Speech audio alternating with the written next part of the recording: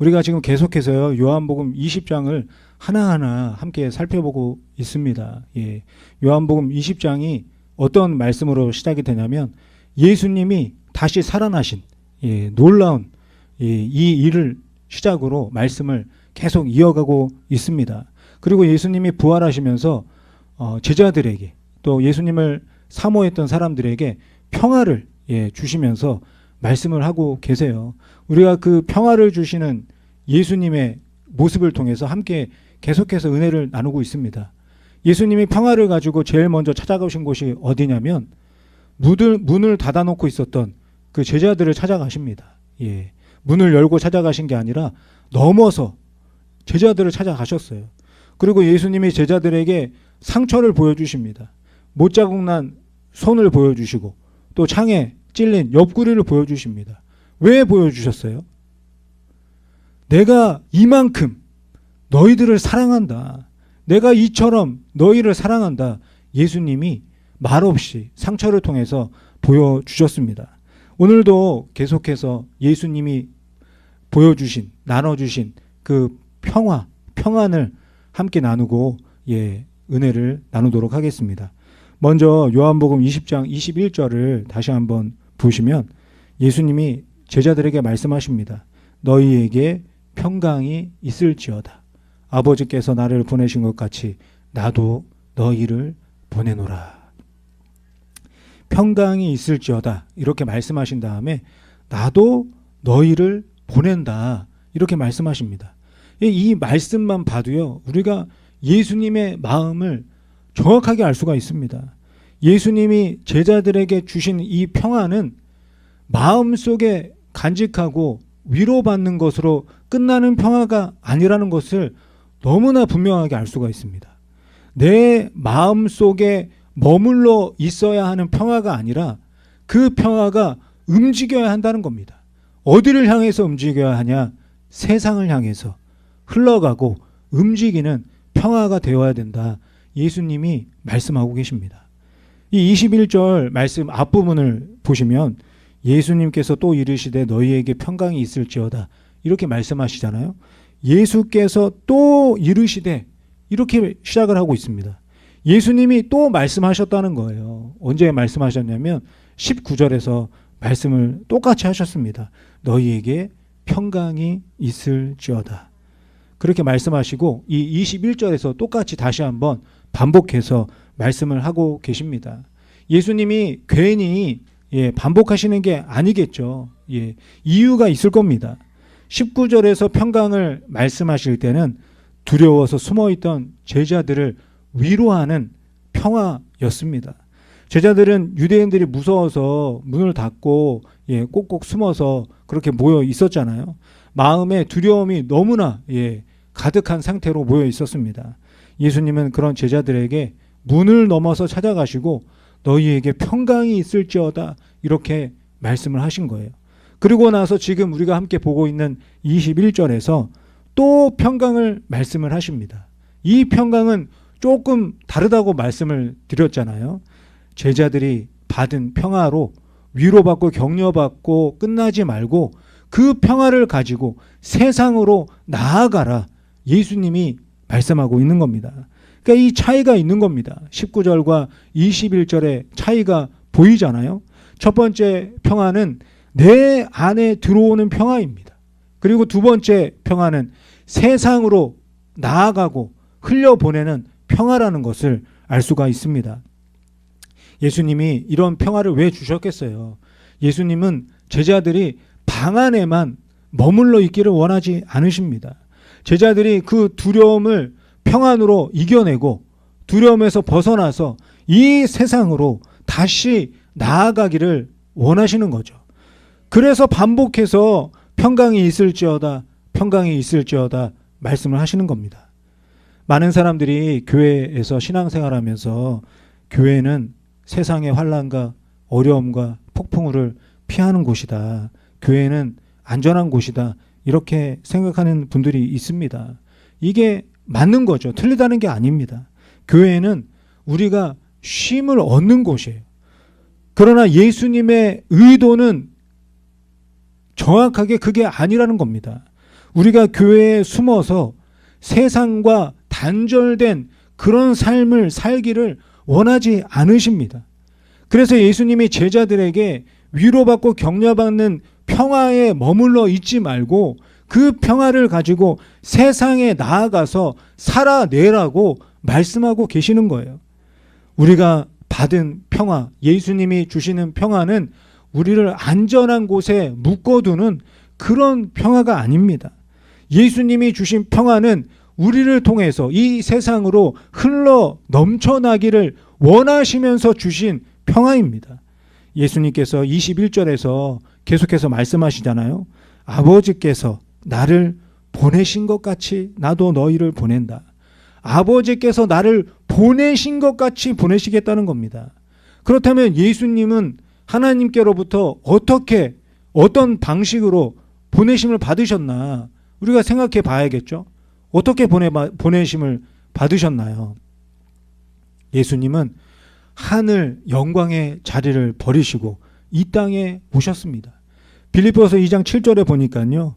자기를 비워 종의 형체를 가지사 사람들과 같이 되셨고, 예수님은 왕으로 오시지 않았습니다.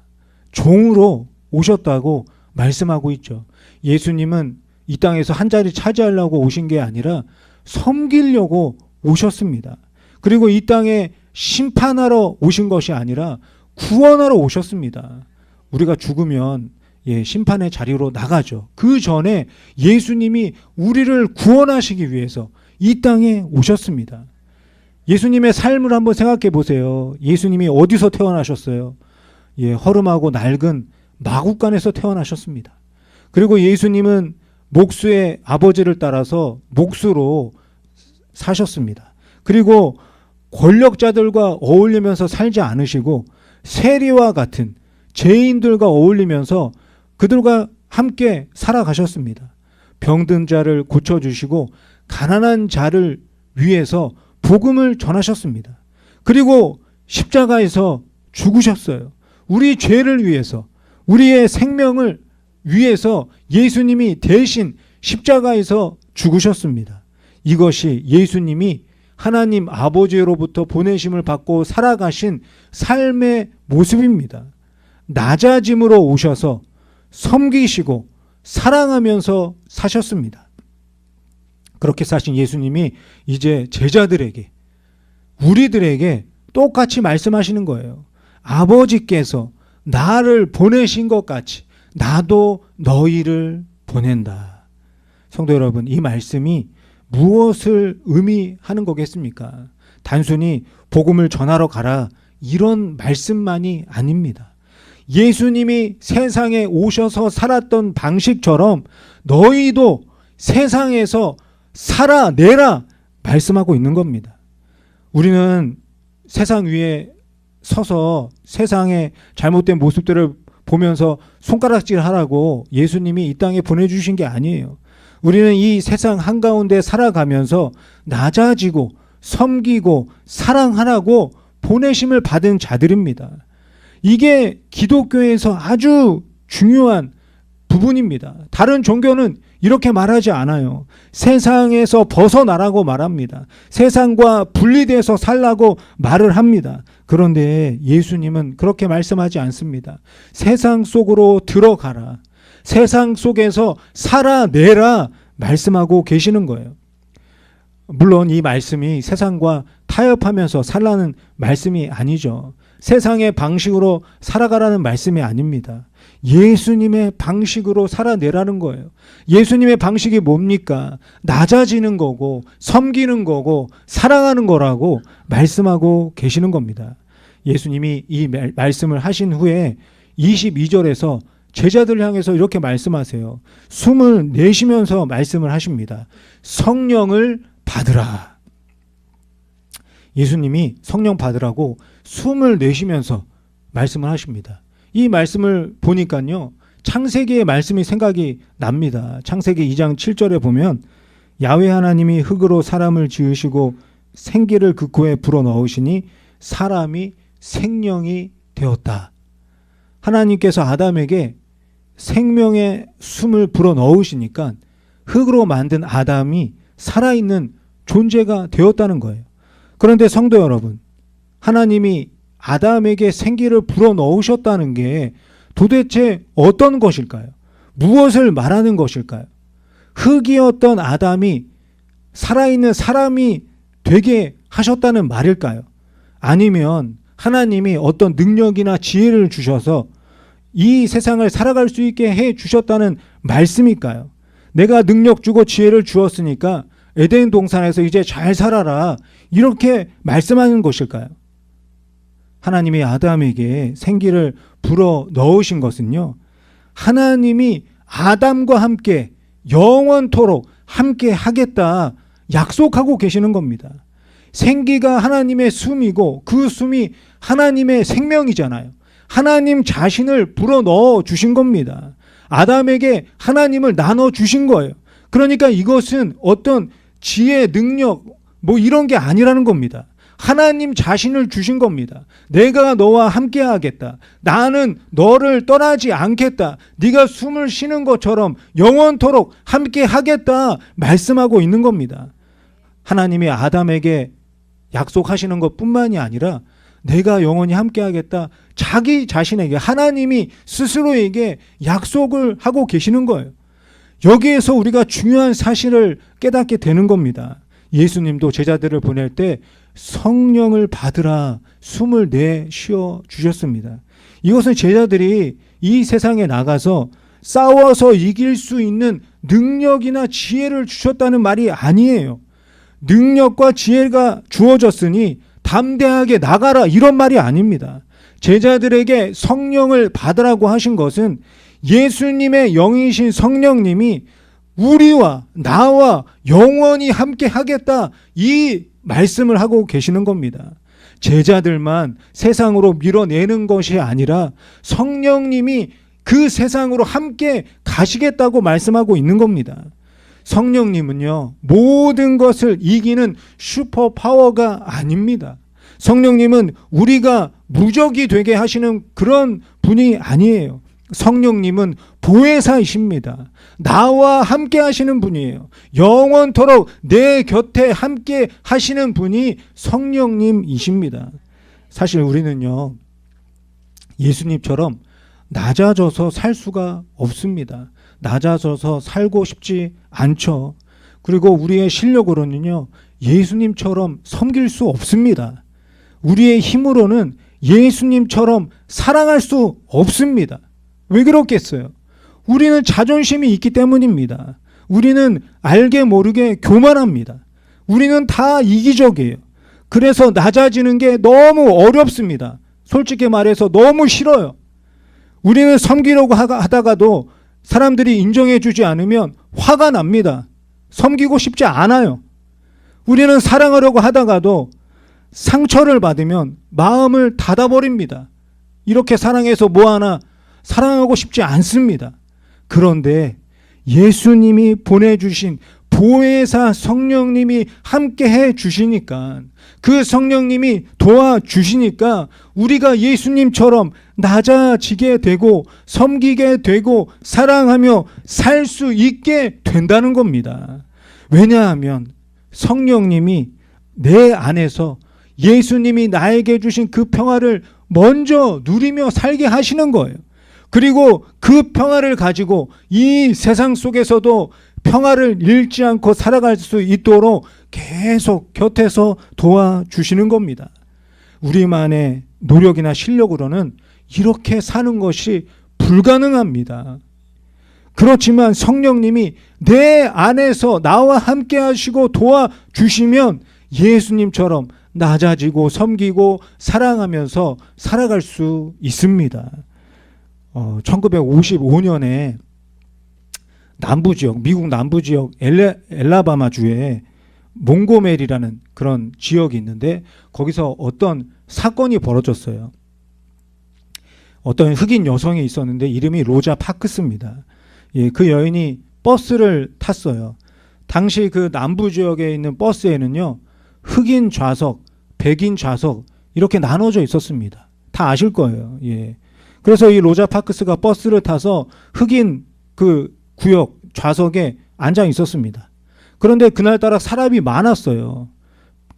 그 사람 많은 버스에 백인이 탔습니다.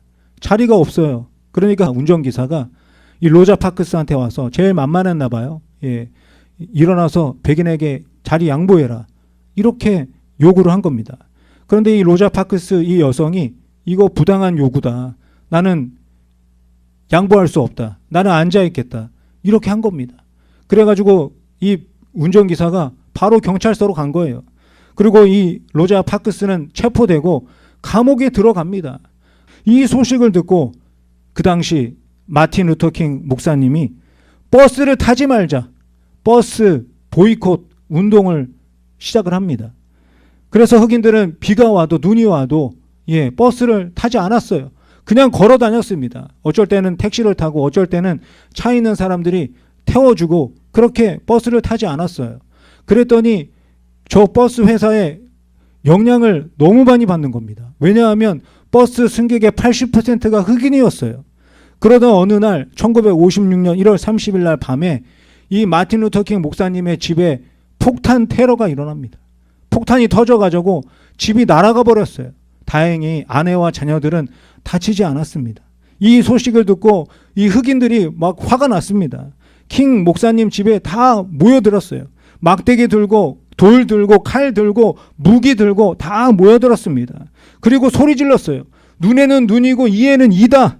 복수하자. 백인들에게 똑같이 갚아주자. 분위기가 살벌해졌습니다.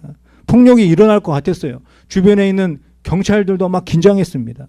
까딱하면 큰 폭력이 일어날 상황이었습니다. 그때 마틴 루터킹 목사님이 부서진 현관문을 열고 나왔습니다. 그 목사님을 보고 사람들이 막 소리를 질렀어요. 우리도 싸우자. 우리도 나가자. 이렇게 소리 질렀습니다.